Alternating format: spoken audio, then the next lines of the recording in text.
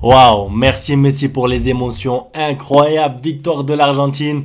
Waouh, tout simplement, merci pour le plaisir que tu nous procures. Voilà, peut-être que tu gagneras pas la Coupe du Monde, peut-être que tu n'en gagneras jamais, mais m'asseoir devant un match de Messi, encore maintenant à 35 ans et profiter comme ça, ressentir des émotions, avoir des frissons devant un match, vraiment, je vous parle sincèrement, merci, tout simplement. J'espère que vous allez tous bien. On va revenir sur ce match de l'Argentine, gagné, mais attention, on va aussi parler de choses négatives dans cette équipe d'Argentine. On va évidemment parler de Messi, le comportement, le but, absolument tout. N'hésitez pas à participer dans les commentaires. Comme d'habitude, je lirai absolument tous vos commentaires. Avant de commencer, la vidéo est sponsorisée par OneFootball. L'application numéro 1 sur le foot. Vous pourrez la personnaliser selon vos envies. Par exemple, vous êtes fan de Messi comme moi, vous êtes fan du Barça comme moi, vous choisissez Argentine, Barcelone et vous aurez ensuite l'actualité de vos préférés en priorité. Bien sûr, ça ne vous empêche pas d'avoir l'actualité des autres clubs, des autres sélections, le classement des buteurs, mais ça c'est en plus. Par exemple, moi j'aime pas recevoir des notifications toute la journée.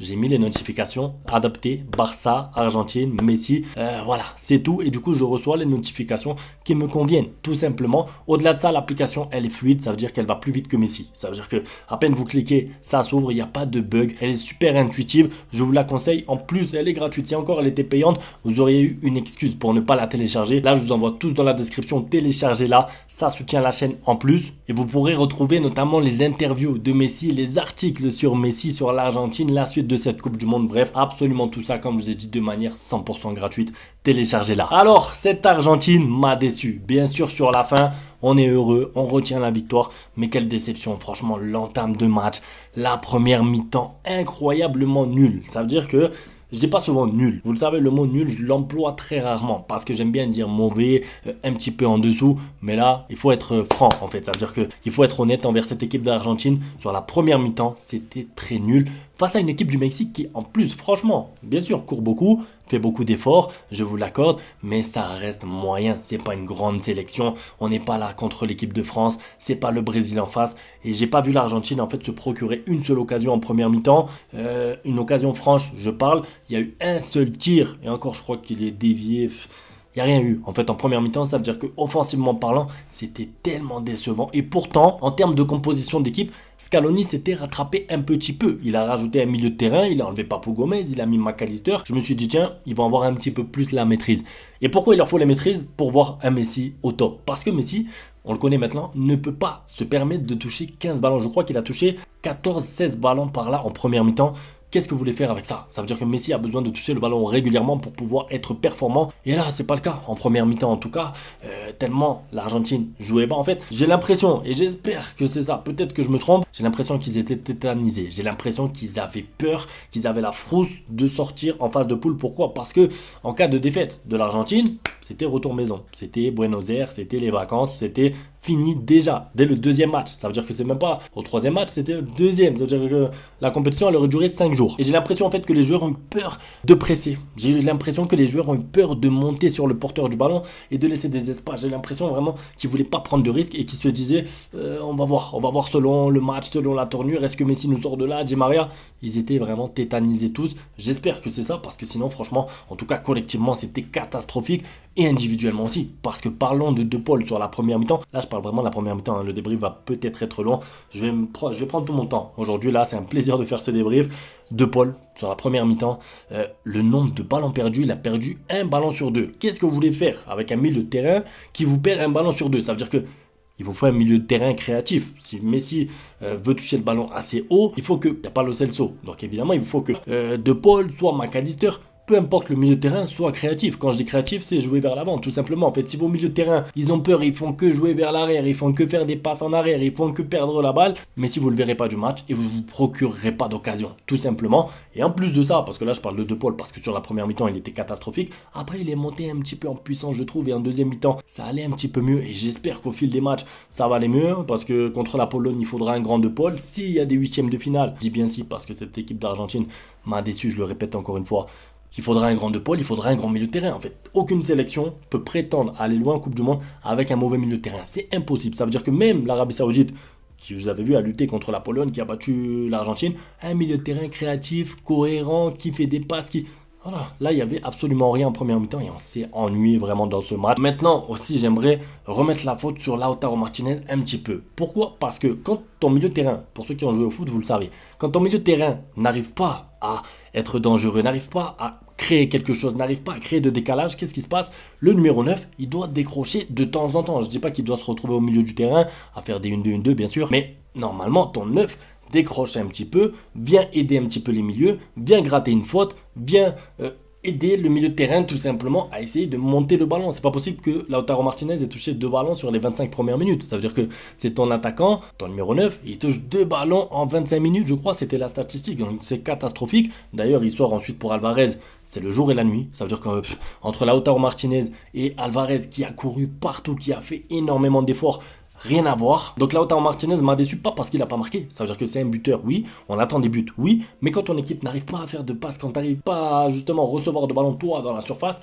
va chercher les ballons. C'est ça en fait qu'on te demande Lautaro. Et c'est là où il m'a déçu parce que ça, Lautaro, il sait le faire. Ça veut dire que c'est son profil à Lautaro de pouvoir demander les ballons comme ça, dos au jeu, de pouvoir justement se retourner quand il reçoit la balle dos au jeu, de pouvoir obtenir une faute qui va faire monter l'équipe. Non, Lautaro Martinez vraiment très très décevant aujourd'hui. Maintenant la deuxième mi-temps, qu'est-ce qui s'est passé? Petit changement tactique. Petit changement tactique, pourquoi? Parce que Messi justement a été le joueur qui est venu décrocher. Ça veut dire que c'est pas anodin si tout d'un coup en deuxième mi-temps, l'Argentine a eu plus de balles, l'Argentine a eu plus de situations, l'Argentine a eu plus d'occasions. C'est parce que Messi a décroché. Et en décrochant, il crée un surnombre au milieu de terrain qui fait qu'ensuite il puisse comme ça relayer, enchaîner les 1-2, les passes. Maintenant je m'arrête sur le match de Messi parce que pouvoir me sortir un match comme ça en étant, je pense, je sais pas, hein, peut-être que je me trompe, un petit peu diminué physiquement. Le Messi qu'on a vu là encore une fois aujourd'hui, incroyable, hein, mais pour moi pas à 100% physiquement.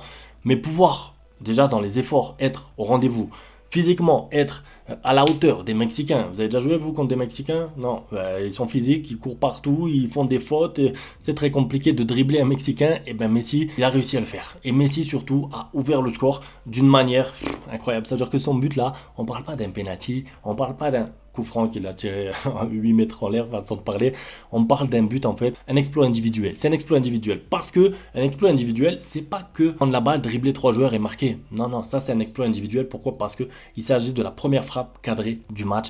C'est Messi, c'est en deuxième mi-temps et c'est petit filet. Ça veut dire que Ochoa, connaissez le gardien du Mexique, très fort.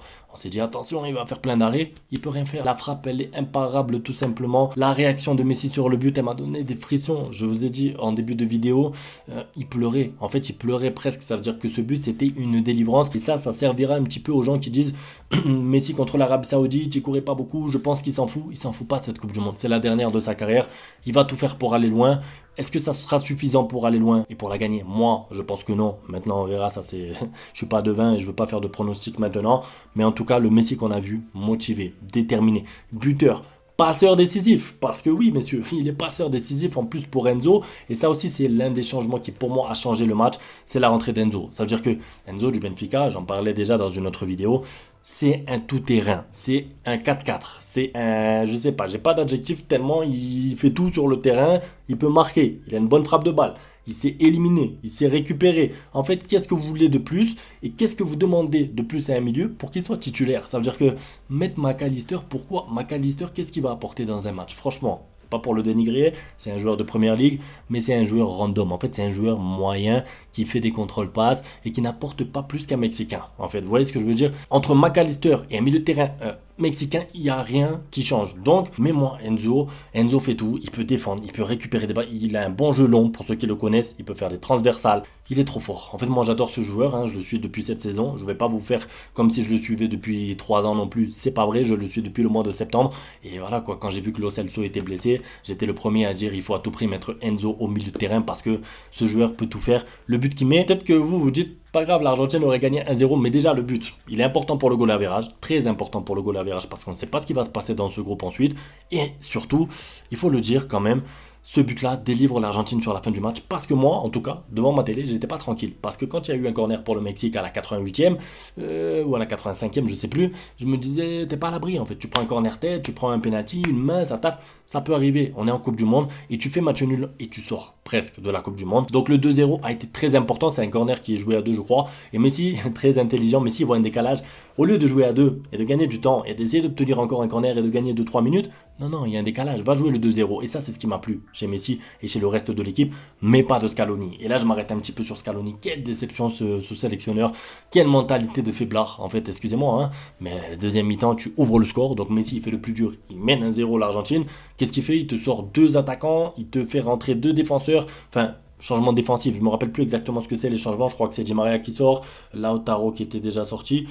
Bref, c'est 2 changements défensifs. Voilà, c'est ce que je retiens surtout, c'est-à-dire qu'à 1-0, il s'est dit, on joue le 1-0, c'est fini.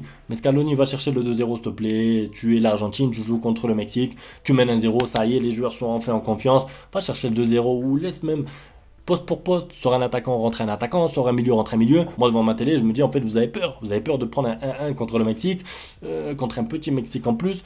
Franchement décevant Scaloni, ça a payé. Attention, je suis pas en train de dire que c'est un choix qui a coûté, non, ça a payé parce qu'en plus de ça, ensuite Enzo il met le 2-0. Mais en fait, c'est des choix défensifs, c'est pas mon football. Voilà, c'est pas le foot que j'aime. Vous savez que moi j'aime le Barça, j'aime le foot offensif. Et voir un sélectionneur comme ça, d'une grande sélection comme l'Argentine, avoir peur, clairement c'est le mot, c'est décevant. Mon top joueur de ce match, donc numéro 1, j'ai déjà beaucoup parlé, je crois qu'on est à 10 minutes. Messi évidemment numéro 1, parce qu'en plus, en fait, son but, sa passe décisive, ok, c'est bien. Ce qui m'a plu le plus, c'est son engagement, parce que après son but, il courait partout. En fait, j'ai l'impression que son but qu'il a marqué, ça a libéré l'équipe, ça l'a libéré lui, et après on a vu le Messi Prime en fait, qui driblait, qui obtenait des fautes, qui distribuait le jeu, bref, c'était un plaisir de le voir comme ça. Et pour moi, ça lance la compétition parce que contre l'Arabie Saoudite, il avait mis un penalty, mais c'était pas vraiment une compétition lancée parce que tout le reste du match, il était pas bon. J'ai l'impression que physiquement, et c'est ce que j'espère, il va monter en puissance parce que je vous le répète, et j'en suis presque sûr, il n'est pas à 100%. J'ai aussi adoré, vraiment adoré, Di Maria, parce que Di Maria il devait se racheter un petit peu parce que le premier match aussi c'était très décevant, on se rappelait les extérieurs, il perdait presque tous ses ballons et Di Maria c'est pareil que Messi, j'ai l'impression qu'il monte en puissance physiquement, ça veut dire que j'espère que plus les matchs vont passer, s'il y a beaucoup de matchs, hein, peut-être que ça s'arrêtera lors du prochain match, j'espère pas. Ben de Paul, Di Maria et Messi sont en train de monter en puissance et c'est nécessaire, ça veut dire que cette équipe d'Argentine, si elle n'est pas prête physiquement, elle ne sera pas prête à affronter le Danemark, qui est une équipe physique, la France, on ne sait pas ensuite qui ou quand, mais en tout cas il faut être prêt physiquement, c'est une Coupe du Monde, donc les joueurs qui ont été blessés, je pense à Romero aussi qui n'a pas été titulaire, ils sont pas prêts parce qu'ils ont été blessés, Dybala, bref, tous les joueurs qui se sont blessés là juste avant la Coupe du Monde, même Messi, hein, je parle aussi de Messi, ils n'étaient pas prêts physiquement, mais ça fait du bien de voir qu'ils montent un petit peu en puissance au fil du temps. Là ils ont 3-4 jours pour se reposer, et il faudra bien sûr gagner contre la Pologne pour être premier. Ce qui est bien c'est que maintenant ça dépend de eux, ça veut dire que si l'Argentine bat la Pologne, l'Argentine est premier. En plus de ça, le deuxième but fait beaucoup de bien niveau goal average. Donc voilà, on verra, bien sûr, on va suivre tout ça, on va suivre l'Argentine. Mais encore une fois, l'émotion, les frissons devant Messi, franchement, c'est un plaisir. N'hésitez pas à télécharger OneFootball une dernière fois. C'est dans la description, le lien. Un grand merci pour le soutien. À demain pour la suite. Ciao. Ustedes pueden aceptar mi negocio o aceptar las consecuencias. Plata o plomo.